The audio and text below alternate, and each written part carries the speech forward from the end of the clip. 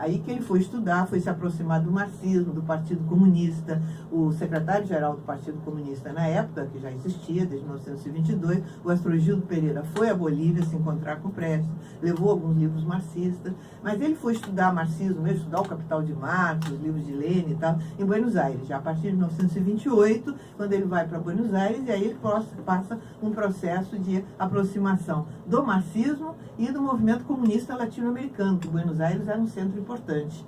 E ele adere ao Partido Comunista, né? E a partir de 30, quer dizer, ele não aceita participar da Revolução de 30, porque ele acha que isso não vai resolver os problemas do Brasil, entendeu? E se torna comunista. Então, a partir de 30 até a morte, em 90, 60 anos, ele é um comunista, convicto.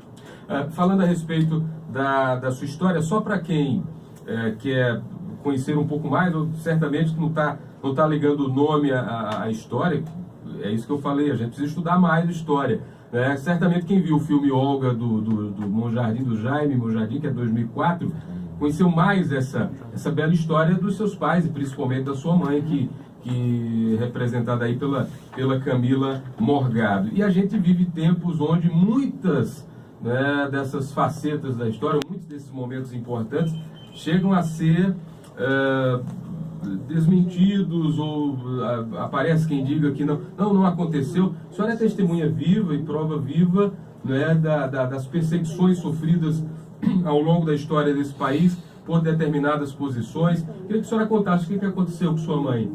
Não, a minha mãe acompanhou meu pai quando ele voltou para o Brasil, porque ele, depois da coluna, ele tinha ordem de prisão contra ele. Então ele não podia voltar legalmente ao Brasil. E ele estava numa situação muito difícil aí a partir de 30, porque ele não apoiou a Revolução de 30, chamada Revolução de 30, então ele ficou desempregado, em plena crise mundial do capitalismo, né, lá na Argentina e no Uruguai. E aí ele é convidado, ele era engenheiro militar, é convidado para trabalhar na União Soviética como engenheiro. A União Soviética, na época, na construção do socialismo, estava contratando engenheiros estrangeiros, então ele vai para a União Soviética com a mãe, com as irmãs, e fica lá desde 1931 até final de 1934. Mas no Brasil, como no mundo, crescia a ameaça fascista. Inclusive aqui, desde 1932, no Brasil tinha sido criada, né, a Ação Integralista Brasileira com Crime Salgado. E ao mesmo tempo, em 1935, é criada a Aliança Nacional Libertadora, que é um movimento antifascista, democrático, né, que luta contra o fascismo.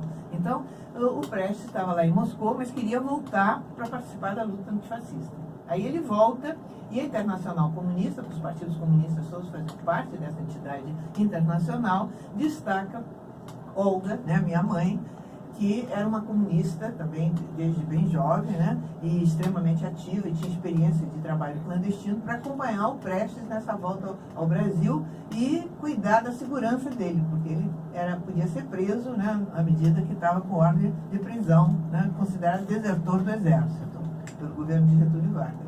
Então eles chegam ao Brasil em abril de 1935, participam de todo o movimento da Aliança Nacional Libertadora, né, aos levantes antifascistas de novembro de 1935, que eu me recuso de chamar de intentona, que é um nome depreciativo dado pelo governo Vargas, um ano depois do movimento.